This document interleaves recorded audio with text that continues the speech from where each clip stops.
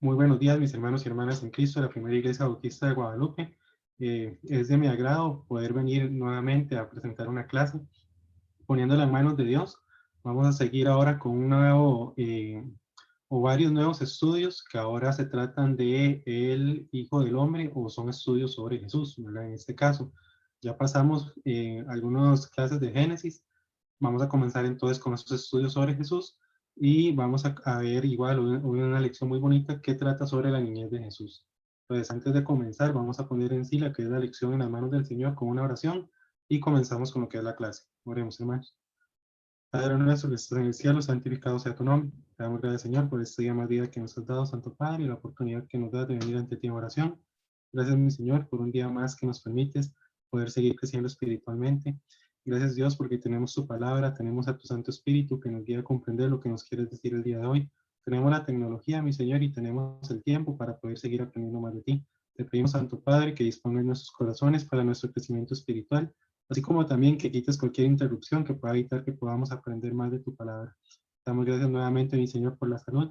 Te damos gracias también, mi Señor, porque tenemos una forma de reunirnos, mi Señor, a seguir creciendo espiritualmente, a seguir estudiando. Y te pedimos que todo lo que aprendamos el día de hoy podamos guardarlo en nuestra mente y corazón, aplicarlo a nuestra vida y así poder ser el testimonio a todas las personas que estén alrededor nuestro. Todo eso ponemos en tus manos, mi Señor, en el nombre de tu Hijo amado Jesucristo oramos. Amén. Muy bien, hermanos, entonces pueden buscar lo que es el texto base.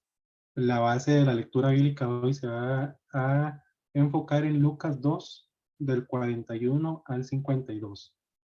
Lucas 2, del 41 al 52, esa es la base bíblica. La lección se llama El joven Jesús se queda en el templo.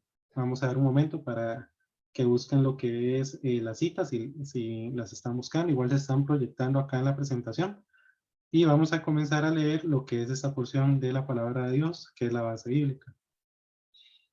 Dice así: iban sus padres todos los años a Jerusalén en la fiesta de la Pascua, y cuando tuvo 12 años, subieron a Jerusalén conforme a la costumbre de la fiesta. Al regresar ellos, acabada la fiesta, se quedó el niño Jesús en Jerusalén, sin que lo supiesen José y su madre. Y pensando que estaba entre la compañía, anduvieron camino de un día y buscaban entre los parientes y los conocidos. Pero como no le hallaron, volvieron a Jerusalén buscándole. Y aconteció que 3 días después le hallaron en el templo, sentado en medio de los doctores de la ley, oyéndoles y preguntándoles. Y todos los que lo oían se maravillaban de su inteligencia y de sus respuestas. Cuando le vieron, se sorprendieron y le dijo su madre: Hijo, ¿por qué nos has hecho así? He aquí, tu padre y yo te hemos buscado con angustia. Entonces él les dijo: ¿por qué me buscabais? ¿No sabíais que en los negocios de mi padre me es necesario estar? Mas ellos no entendieron las palabras que les habló. Y descendió con ellos y volvió a Nazaret y estaba sujeto a ellos, y su madre guardaba todas estas cosas en su corazón. Y Jesús crecía en sabiduría y en estatura y en gracia para con Dios. ¿Okay? La enseñanza y los objetivos de la lección. Los hijos deben ser llevados por sus padres al templo, esperando que la conciencia de ellos despierte a la realidad de envolverse voluntariamente en los negocios del Padre. Objetivos: entender bien los pasajes que se están estudiando, comprender que lo más importante en la vida es estar ocupado en los asuntos del Padre y determinar poner a Dios en primer lugar en su vida. Entonces, en cuanto a la enseñanza principal, sí quería como dar un punto de vista que igual se puede ir desarrollando más adelante, pero vemos que aquí nos dice: los hijos deben ser llevados por sus padres al templo. No dice que deben ser llevados o solo por su madre o solo por su padre, está hablando de los dos, siempre y cuando estén los dos en vida. Y esto lo digo porque si nos ponemos a analizar muchas veces, prácticamente todos los templos, y también, aunque suene raro anotarlo, pero es también así, en las sectas, los hijos van solo con las madres. Y si nosotros nos ponemos a dar cuenta, o nos ponemos a contar o a ver, eh, casi siempre es así. Siempre van a haber más madres con sus hijos y los padres generalmente se quedan en el hogar, eh, se quedan haciendo quehaceres, sea lo que sea que estén haciendo, no se les está dedicando ese tiempo a Dios. Recordemos que el día domingo para nosotros es el día que nosotros le rendimos a Dios, es el día que debemos consagrar para Él, y según la enseñanza bíblica y lo que es más correcto es que sean los dos los que estén ayudando al crecimiento del negocio, perdón, al crecimiento de lo que es la conciencia del Hijo para lo que es todas las realidades espirituales, como dice acá, esperando que la conciencia de ellos despierta la realidad de envolverse voluntariamente en los negocios del Padre. Ya después de un tiempo, estos niños, estas niñas van a tener una madurez o un desarrollo espiritual que ellos mismos, de forma voluntaria, van a querer buscar al Señor. Entonces, ¿por qué también es importante esto? Porque cuando ya ellos estén más grandes o estén en la adolescencia, si los padres están separados o van separados al templo, solo van con la madre o solo van con el padre, ellos después pueden llegar y decir, bueno, ¿cuál camino escojo? ¿El de mi padre que no le dedica el día al Señor o el de mi madre que siempre le dedica los domingos al Señor?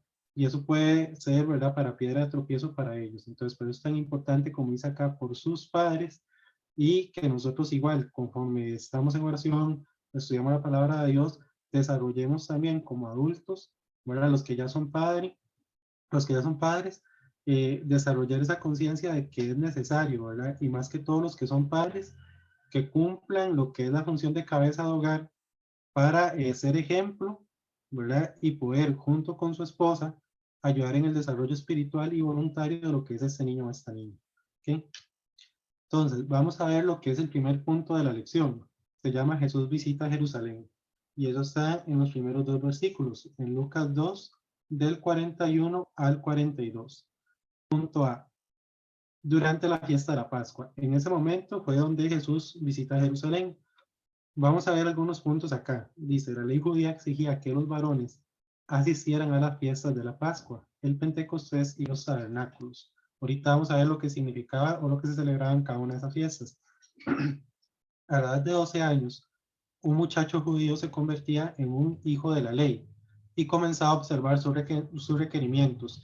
Entonces, vemos que acá eh, Jesús ya va por primera vez a estas celebraciones porque él ya tenía los 12 años y como judío, él ya tenía que empezar a observar, él ya tenía que empezar a participar de estas fiestas. Por eso es que se menciona en esta porción de la Biblia lo que es esta actividad, esto que hace Jesús a sus 12 años, ¿verdad? Como dice acá, se convertía en un hijo de la ley y tenía que observar sus requerimientos. En este caso, al ser judío, tenía que empezar a cumplir con lo que era la ley. Después dice acá, de acuerdo a las leyes de Dios, a cada hombre se le requería que fuera a Jerusalén 3 veces al año para las grandes fiestas. La Pascua se celebraba en la primavera. Le seguía de inmediato toda una semana la fiesta de los panes sin levadura. La Pascua conmemora la noche de la huida de los judíos de Egipto, cuando el ángel del Señor dio muerte a los primogénitos de Egipto y pasó por alto los hogares de los israelitas. La Pascua era la más importante de las 3 fiestas anuales. Tenemos aquí lo que era cada una de estas celebraciones. Como lo vimos anteriormente, la Pascua era lo que se celebraba la salida de Egipto del pueblo de Israel. En Pentecostés lo que se celebraba era la entrega de la ley en el monte Sinaí, y en la fiesta de los tabernáculos se celebraba los años de peregrinación del pueblo de Israel en el desierto. Y como vimos anteriormente, la más importante era la Pascua. Vemos que eran 3 veces que tenían que ir a Jerusalén los judíos a hacer esas celebraciones, y prácticamente todos a partir de los 12 años era donde tenían que ya empezar a cumplir con todas estas obligaciones, con todo eso sobre la ley. Ahora, en el punto 2, Jesús se queda en Jerusalén, que eso están en los versículos 43 y 44. Para José y María, este viaje conllevaba 2 motivos. Uno, asistir a la fiesta de la Pascua, y 2, ver la iniciación de Jesús como hijo de la ley. Esos 2 aspectos como padres, ¿verdad? Juntos iban ellos con los demás familiares y demás judíos, pero para ellos tenía 2 motivos muy importantes. Primero, asistir a la fiesta, que ya era parte del cumplimiento de lo que eran estas leyes. Y segundo, ver la iniciación de Jesús como un hijo de la ley, ya ver cómo a sus 12 años él ya comenzaba a crear esa conciencia de estar cumpliendo lo que eran las leyes judías. Ahora dice acá, al no ser obligatorio quedarse en la fiesta, José y María deciden ir rumbo a Nazaret, mientras que el joven Jesús se quedó en Jerusalén. En este momento Jesús no solo se había convertido en un hijo de la ley, sino que de una manera notable se manifestó en él su conciencia mesiánica. Entonces, bueno, ahorita hago el comentario. En esos momentos no solo el templo adquirió un significado especial, sino también las fiestas que se estaban celebrando y las profecías mesiánicas sobre las cuales hablaban los doctores de la ley. Entonces, estudiando un poco la lección y aparte de lo que son los comentarios bíblicos de algunas Biblias que tengo, decía que este es el único relato que se da de la juventud de Jesús, ¿verdad? Y de lo que sucede con él cuando se queda en el templo. Y vemos que, ¿por qué se da este relato? ¿Por qué queda registrado en la palabra de Dios? Porque no es simplemente el que Jesús se quedara en el templo, sino porque nos demuestra que ya es a partir de ese momento donde su conciencia mesiánica, donde ya todas sus obligaciones, ya no solo como humano, sino también como Dios encarnado, era donde empezaban a manifestarse en él. Ya aquí es donde él, para él, el templo adquiere un significado especial, las fiestas, pero no tanto la fiesta como tal, sino el significado de las fiestas que lo vimos anteriormente, y las profecías sobre las que hablaban los doctores de la ley, que al fin y al cabo estas profecías apuntaban al mismo Mesías, al mismo Jesús. Entonces, en este momento donde ya esa conciencia empieza a despertar, y es por eso que él se queda en Jerusalén y que es tan importante este registro en la palabra de Dios de la juventud de Jesús. ¿Sí? Ahora, punto 2, Jesús es buscado por sus padres. Eso lo leímos ya, ahí lo podemos ver después en Lucas 2, 45 al 48. Y en el punto A va o se desarrollan dos versículos principales, 45 al 46. Dice acá, ¿dónde encontraron José y María a Jesús? En el templo. Este interés de Cristo por la casa de Dios nos recuerda algunos pasajes de las Escrituras. Entonces voy a permitirme buscarlo, no sé si lo pueden ver ahí en la proyección, pero está en Salmo 84. Y yo ahorita lo voy a buscar y lo voy a leer para ustedes lo que es el Salmo 84. Y son los versículos 1, 2, 4 y 10. Esto nos habla sobre lo que es algunos pasajes de la importancia de la casa de Dios, lo que es la importancia del templo, lo que debería ser para nosotros y lo que en este caso también ejemplificaba para Jesús. Dice el 1, el 84, 1. Cuán amables son tus moradas, oh Jehová de los ejércitos. Anhela mi alma y aún ardientemente desea los atrios de Jehová. Mi corazón y mi carne cantan al Dios vivo. O sea, este salmo nos dice eso, anhelar estar en la casa del Señor. Si lo tienen en sus Biblias, este salmo tiene por título, por lo menos en la mía, anhela la casa de Dios o deseo por la casa de Dios. Entonces vemos el 2 donde dice, anhela mi alma y aún ardientemente desea los atrios de Jehová. Mi corazón y mi carne cantan al Dios vivo, o sea, lo alaban. Nos dice el versículo 4. Bienaventurados los que habitan en tu casa, perpetuamente te alabarán. Y el versículo 10 nos menciona, porque mejor es un día en tus atrios que 1000 fuera de ellos.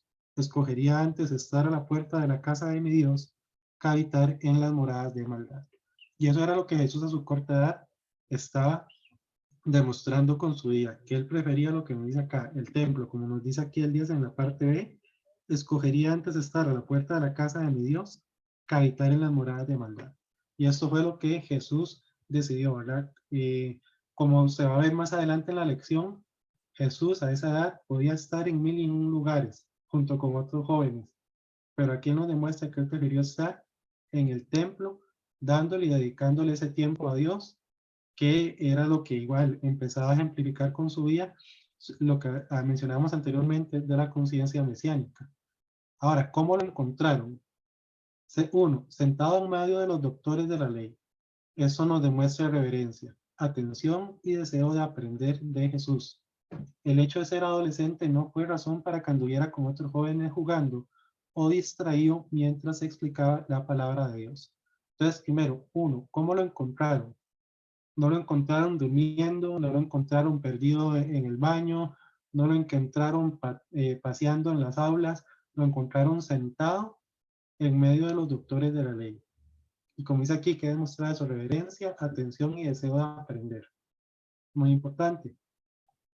Y lo otro, el hecho de ser adolescente no fue razón para que anduviera con otros jóvenes, ni distraído. Muchas veces tal vez nosotros podemos llegar a pensar, o tal vez los que han sido padres piensan, es que bueno, mi hijo es adolescente, anda distraído por sus cosas, que por el colegio, que por eso, que por lo otro. Bueno, aquí tenemos un ejemplo de que eso no es necesariamente lo que tiene que pasar. Si el hijo o la hija es conducido desde pequeño correctamente por los caminos de Dios, él va a saber que ese día específico, el domingo, y que su vida tienen que ser dedicadas para Dios. Entonces, vemos que Jesús da ese ejemplo de reverencia, atención y deseo. Él no se dice que estaba dormido, no se dice que estaba aburrido, más bien él deseaba, ¿verdad? Estar aprendiendo más y escuchar sobre lo que era la palabra de Dios y lo que se hablaba acá por parte de estos doctores de la ley. Entonces, ¿qué hacía? Escuchaba a los doctores de la ley y les hacía preguntas. Hay que poner atención en este orden, que también es muy importante. Escuchar y después preguntar o comentar. Es otro ejemplo de Jesús. No dice en ningún momento que Jesús pasaba interrumpiendo, no dice en ningún momento que Jesús se levantaba y hacía ruidos para interrumpir a los demás que estaban oyendo, no dice en ningún momento que Jesús estaba durmiendo y se oía donde roncaba e interrumpía a los demás. Dice que él escuchaba primero y después hacía preguntas. ¿Y de qué nos sirve esto? Si nosotros estamos en un lugar, por poner ejemplos, digamos, de la vida cotidiana, los que actualmente tienen algún trabajo y están en una reunión de trabajo, donde se está explicando alguna nueva política, algún nuevo programa o algo que van a usar, y donde está la persona encargada de explicar, de capacitar, hablando, y hay otra persona que está haciendo y haciendo preguntas, ¿qué pasa? Muchas veces se pierde el hilo de la explicación. Muchas veces uno está intentando aprender el programa, aprender las nuevas políticas de la empresa, pero por tantas preguntas, al final no entiende, al final se pierde, al final entendió a medias, al final más bien quedaron más dudas que preguntas. Y eso era también lo que puede pasar o podría pasar en algún momento hasta en los estudios de la palabra del Señor. Está bien tener preguntas, porque todos vamos a tener preguntas. Está bien tener comentarios, porque se van a tener comentarios.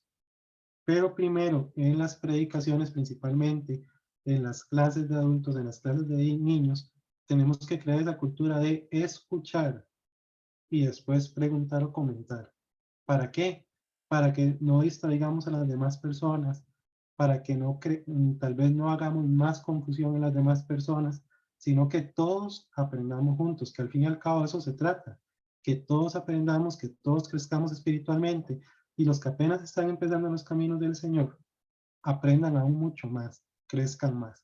Entonces, vemos el ejemplo de Jesús que también nos da este orden. Después, en este mismo punto, la gente se maravillaba de la inteligencia de Jesús o de su inteligencia. Eso lo vemos en Lucas 2, 47 al 48. Aquí voy a leer primero dos comentarios de Biblias de estudio, una de la Biblia Diario Vivir y otra de la Biblia de estudio de John MacArthur. El primer comentario nos dice, la escuela del templo, una clase de seminario, fue famosa a través de Judea. El apóstol Pablo estudió allí bajo las enseñanzas de Gamaliel, uno de los maestros más famosos. Durante la Pascua, los más destacados rabinos de la tierra se reunían para enseñar y discutir las grandes verdades. La venida del Mesías sin duda era un tópico de discusión popular para todo el mundo que esperaba su pronta aparición. Jesús era lo suficiente maduro como para escuchar y responder preguntas. No era su juventud, sino la profundidad de sus pensamientos lo que asombraba a estos maestros. Entonces vemos aquí también, primero, no era cualquier persona los que acudían al templo a enseñar. Dice acá que eran los más destacados rabinos de la tierra. Y estos más destacados rabinos no sabían o no se habían dado cuenta que estaban ante el principal, que era Jesús. ¿Y qué nos dice acá también este comentario? Que hablaban ellos de la pronta aparición o venida de Jesús sin saber que el mismo Jesús ya estaba ahí. Y pasa lo que al final nos dicen los evangelios, a los suyos vino y los suyos no le recibieron. ¿Verdad? Que es lo que pasa con Jesús. Él vino cumpliendo todo eso que se enseñaba, pero no fue recibido como el Mesías del que enseñaba. Entonces, vemos que acá no era solo su juventud, sino la profundidad de sus pensamientos, lo que asombraba a los maestros.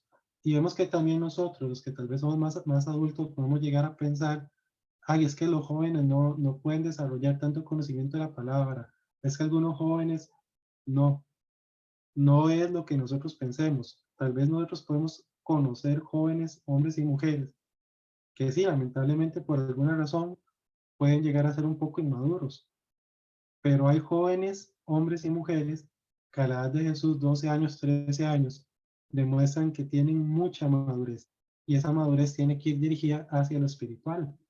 Pues si nosotros conocemos jóvenes que tal vez no tienen esa conciencia dirigida hacia lo espiritual y que para nosotros pueden llegar a ser inmaduros. pues no solo juzgarlos, es orar por esa juventud, es hablarle de Dios a esa juventud, porque muchas veces también podemos caer en el error, bueno, es que son jóvenes, les interesan cosas de jóvenes, lo que son fiestas, lo que es hacer deportes, lo que es esto y lo otro, y yo mismo juzgo lo que son los intereses de ellos, pero no hablo con ellos para ver qué interés tienen. Y tal vez sea un joven, alguna mujer, algún hombre joven, que más bien quieren saber de Dios, pero no hayan cómo preguntarlo, no hayan cómo llegar a decir, es que quiero aprender de Dios porque tal vez en su entorno les da vergüenza. Y ahí es donde nosotros, los que tenemos cierta madurez, tenemos que llegar donde ellos, ver si tienen esa necesidad y ayudar. Porque al fin y al cabo, cuando se nos da la gran comisión, no nos dice que hay que predicar el evangelio solo a adultos. No nos dice que solo a niños, es a todo el mundo. Y ahí van niños, jóvenes, adultos, adultos mayores, a todo el mundo, es que hay que hablarles de la palabra del Señor. ¿Okay? Y después nos dice acá el comentario de la Biblia de Estudio MacArthur. Las palabras de María transmiten un tono de reprimenda normal para cualquier madre en esas circunstancias. Eso es cuando María le pregunta a Jesús que prácticamente qué se había hecho, dónde estaba, por qué se quedó en el templo. Para cualquier madre en esas circunstancias, aunque injustificado en este caso. Jesús no se escondió de ellos ni desafió su autoridad. En realidad Jesús hizo lo que cualquier niño haría en caso de ser dejado por sus padres, ir a un lugar público y seguro, en la presencia de adultos de confianza, y donde podía esperar que sus padres acudieran a buscarlo. Y vemos también qué importante lo que es la educación de los niños y jóvenes en este aspecto, porque se puede enseñar dos formas a los que tienen hijos o hijas. Y yo me acuerdo que eso era algo que mi mamá me enseñaba cuando estaba pequeño. Si usted se pierde, tiene que hacer esto, esto y esto y esto. Que yo sepa que usted está ahí. Que yo sepa que usted hizo lo que yo le dije. Si usted se pierde, tiene que llamar a tal número. Si usted se pierde, tiene que preguntar tal cosa.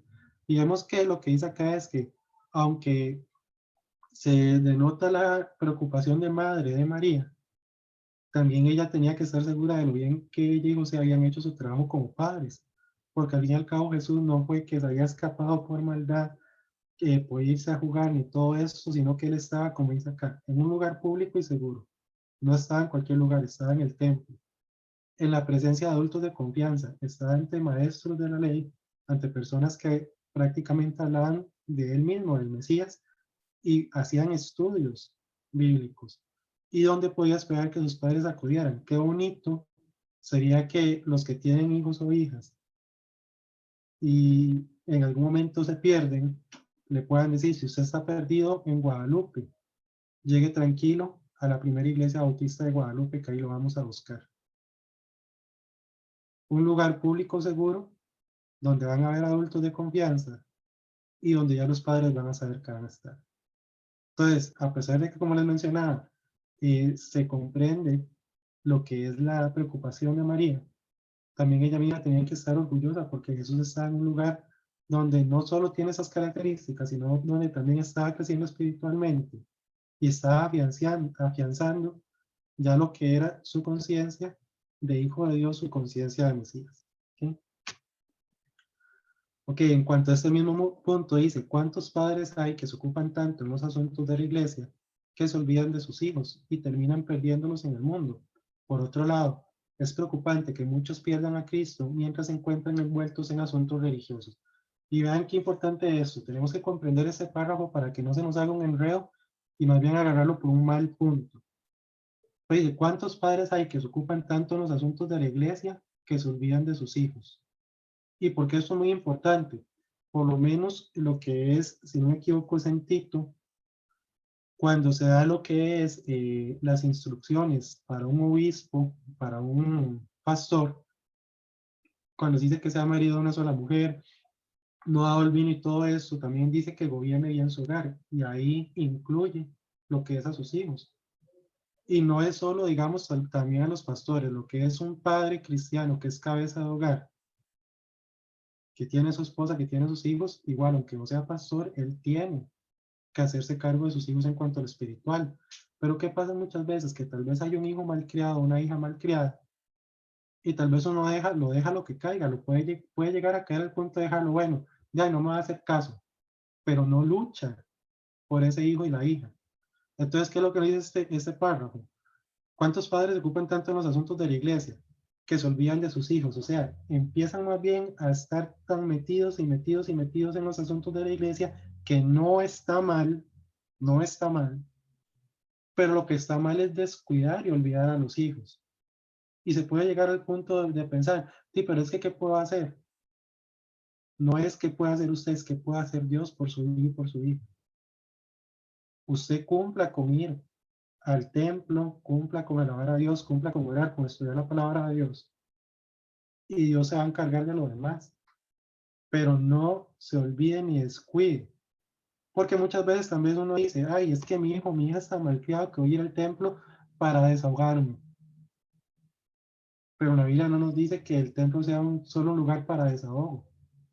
O sea, si Dios permitió que esa persona tuviera un hijo o una hija, es porque sabía que se puede hacer responsable de ese hijo o de esa hija.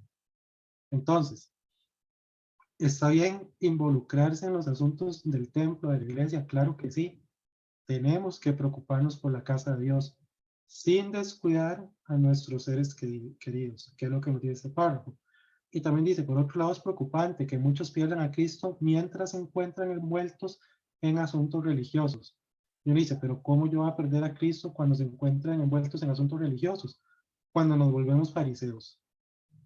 Cuando simplemente queremos cumplir en el sentido, me presento al templo, pero no pongo atención, me presento, pero no oro, solo oro o hago que oro el domingo, me presento, pero no alabo al Señor, me presento, pero con mala actitud, ahí yo estoy perdiendo a Cristo.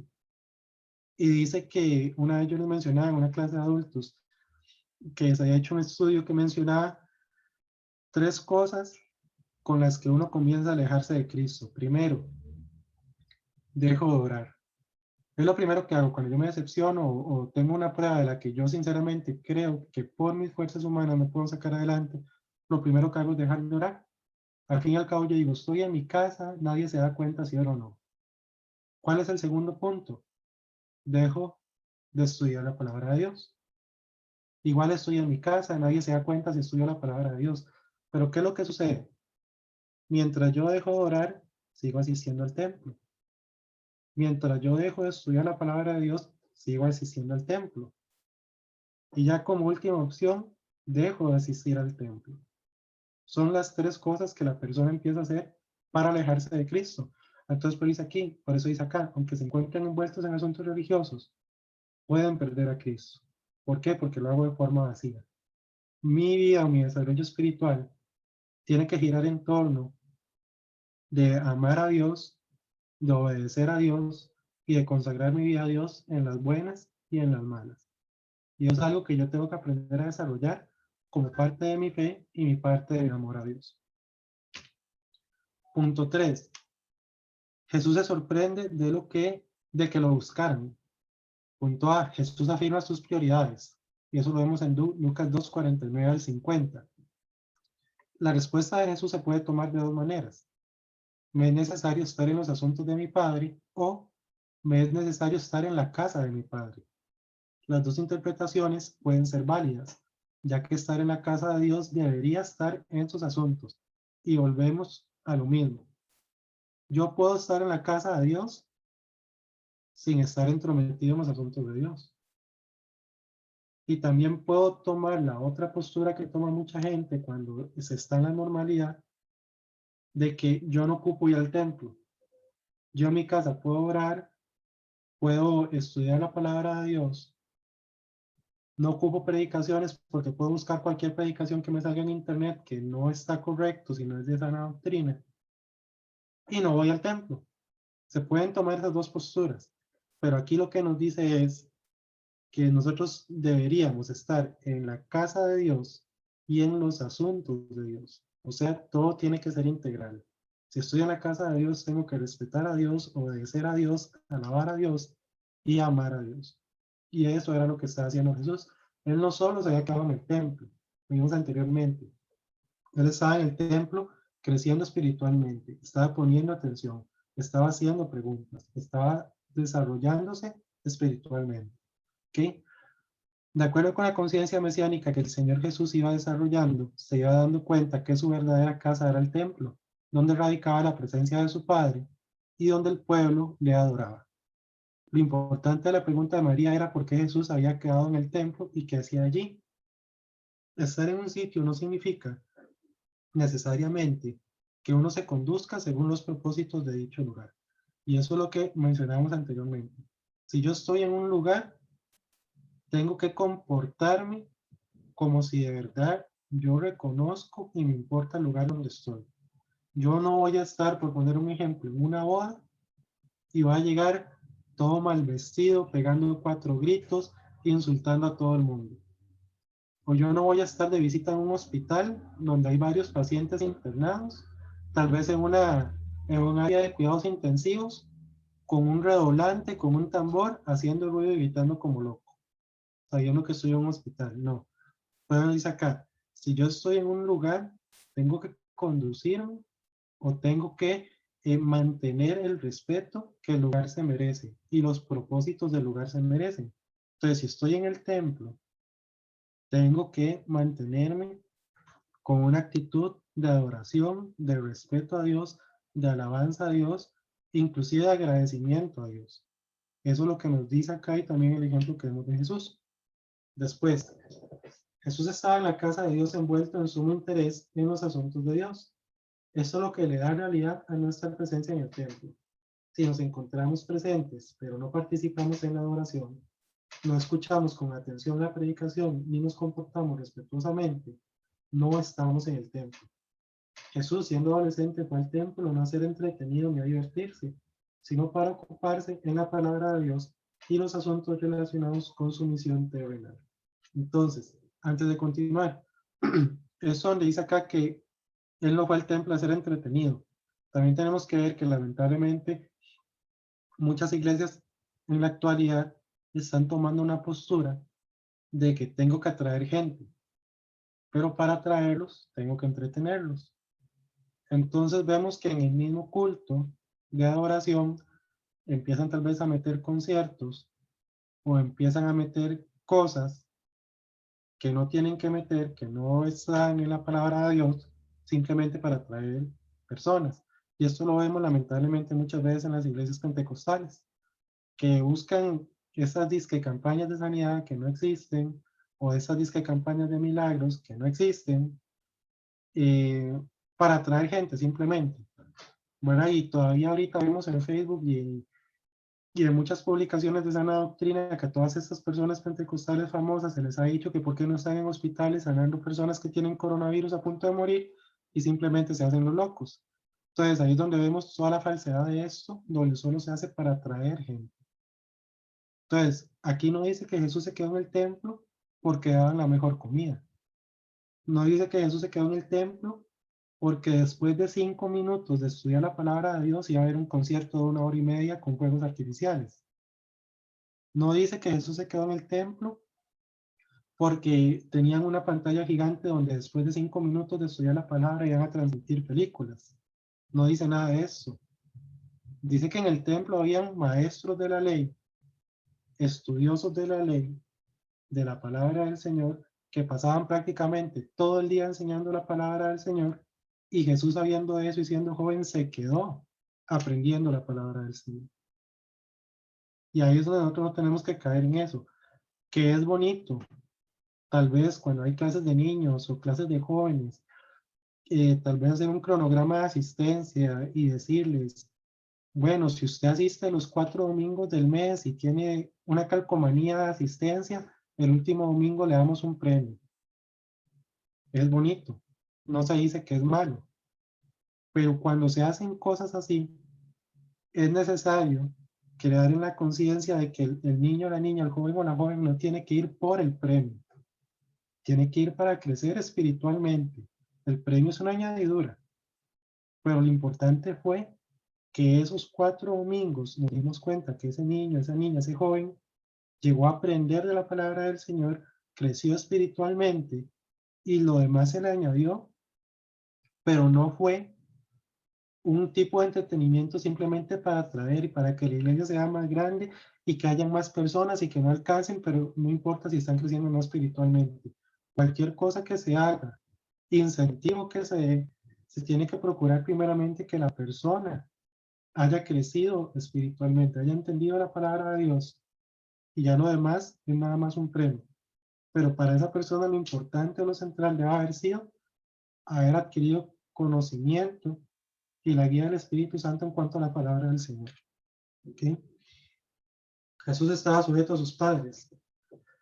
Lucas 2, 51 y 52. Estos versículos nos hablan de dos aspectos importantes de la vida de Jesús. Primero, el versículo 51 nos habla de la sujeción a sus padres terrenales, a quienes habían velado y velaban por su bienestar.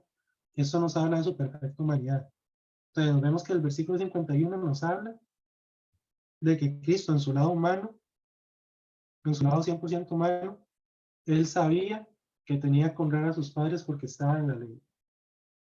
Y el segundo aspecto, que lo vemos en el 52, es su sujeción a su Padre espiritual, a Dios. Quien cumple con Dios como su Padre espiritual, cumplirá con sus padres terrenales. Nadie puede decir que por su amor a Dios es desobligado con sus padres, como tampoco que por amar a sus padres terrenales no necesita cultivar su relación con Dios. O sea, se puede decir así, es una cadena. Pero yo no puedo decir, bueno, prefiero a mis padres terrenales que a Dios, entonces voy a hacer todo para agradar a mis padres terrenales, pero yo tampoco puedo decir, voy a dar toda mi vida a Dios sobre mis padres, porque entonces yo mismo estoy violando un principio de Dios, que es honrar a mi padre y a mi madre. Todo va junto, pero para que yo pueda tener la mejor relación posible con mis padres terrenales, tengo que tener la relación más fuerte con Dios. Y ahí es donde se desarrollan esa cadena de relaciones, donde primero obtengo toda la sabiduría y demás de parte de Dios, y ya después yo cumplo como hijo en la tierra con mis padres terrenales. ¿Qué era lo que hizo Jesús? Él cumplió con sus padres y también cumplió primeramente con Dios, que eso era lo más importante, de lo más importante que tenemos en la lección. Entonces, recapitulando nada más un poco, vimos, es el único acontecimiento que se narra en la juventud de Jesús. Vemos la importancia que tiene esto, no simplemente a Jesús se perdió y ya, sino que no estaba perdido. Vimos que estaba en un lugar público, en un lugar donde había gente madura, gente confiable, y en un lugar donde lo podían encontrar. Vemos que estaba creciendo espiritualmente, y vemos que eso es lo más importante. También vemos que él guardaba respeto a sus padres terrenales, pero principalmente a Dios. Y vemos que Jesús nos demostró algo también, la actitud que debemos tener nosotros como hijos de Dios en el templo, en la iglesia. Escuchar primero, preguntar y comentar después, escuchar con respeto, escuchar con obediencia, poner atención, y todo eso es lo que pudimos ver hoy en la clase y lo que nos representó Jesús en lo que es esta porción de la palabra del Señor. Entonces, ya para ir finalizando, mis hermanos y hermanas, estamos en la sección de preguntas y comentarios. Ya pueden abrir, si gustan, sus micrófonos, hacer alguna pregunta, algún comentario que se tenga en la lección. Vamos a dar unos minutos, entonces cuando gusten pueden hacer las preguntas que tengan.